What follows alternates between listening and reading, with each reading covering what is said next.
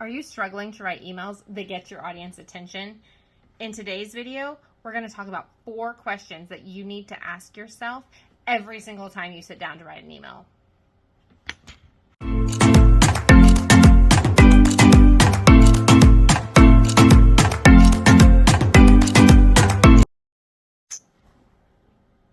Welcome back. My name is Kelly Harris of Kelly Harris Creative, and I am here today to talk about 4 questions that you should ask yourself every single time you sit down to write an email. Question number 1, what's keeping your ideal client up at night? This is so important. What is keeping them up? What are they thinking about? What are they worrying about? What are they wondering about? If you can start to hone in on how they're feeling and what's keeping them up at night, you are going to be so much further ahead when you sit down to write your emails because you know exactly how to connect with your ideal client. Question number 2, what does your audience hope for? What are their hopes and their dreams? What does the vision of their business look like? And if you don't know, you should think about that. What does the vision of your business look like? Your vision is your long-time picture of success. It's your North Star. Same for your clients.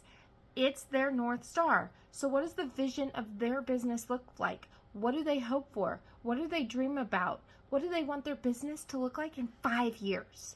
If you can really begin to get a clear picture on that, you are really going to understand your ideal client in a way that not many people are going to understand.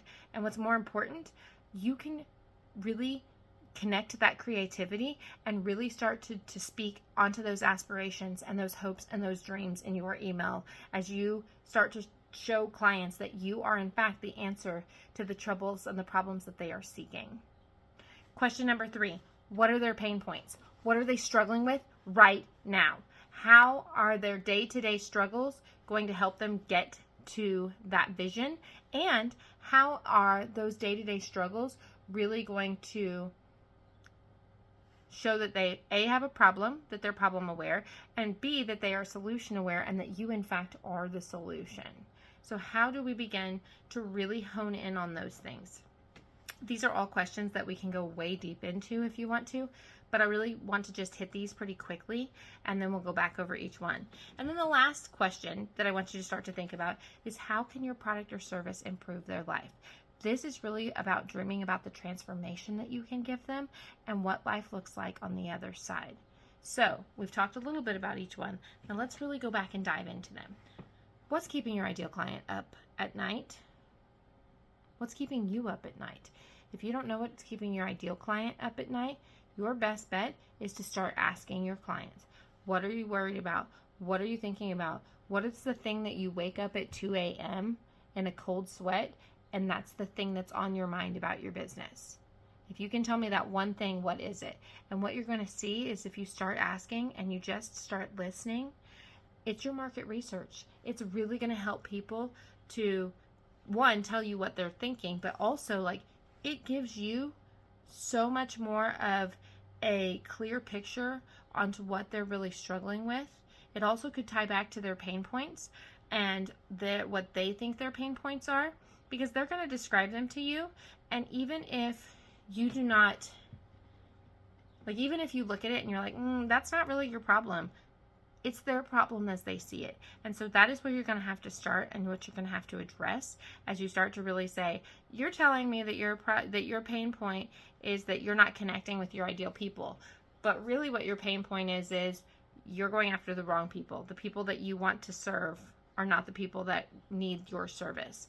And so you really have to take a step back. Like I said, these questions, we can get into the weeds with them so fast because it really comes down to really dreaming what's keeping them up at night, talking to them, having them tell you what's keeping them up at night. What do they hope for? We talked about their hopes, their dreams. What you dream for your clients may not be the same thing that they're dreaming for them. And so to be able to really step into that and to really own that that's their hopes and dreams, and while you have hopes and dreams for them, they might not be the same, that's okay. It's okay to do that. We've talked about their pain points. How do they view the problem? How do they really think the problem is. Like, what do they see that is? Are they problem aware? Or are they just telling you that they just don't have the time, and really it's because they need to hire other people, or really it's something completely different than the issue that they think they have? And then the last thing I will say is, this one's for you to really dream about that transformation. Okay, they see themselves one way, they would like to get themselves on the other side of working with you, or on the next part of their path. And there's a bridge, but the bridge is broken. You are the bridge. So how are they going to bridge that gap? How are you going to help them get to the transformation that they seek? How can your product or your service really benefit them? And listen to me. It is not about what you can offer them. It is about how they see the problem. It is about how they view the problem. And it is about the transformation that they will receive when they work with you. If you can answer these 4 questions, then sitting down to write an email makes it really easy to begin to tell them the story of how you're going to help them with your business. Now, if you have questions or concerns, by all means, please jump on my email list. Email me. My email is Kelly with a Y at kellyharriscreative.com, and jump on my list. We're always doing tips, tricks, business lessons, and all of the things. So until next time, toodaloo, y'all.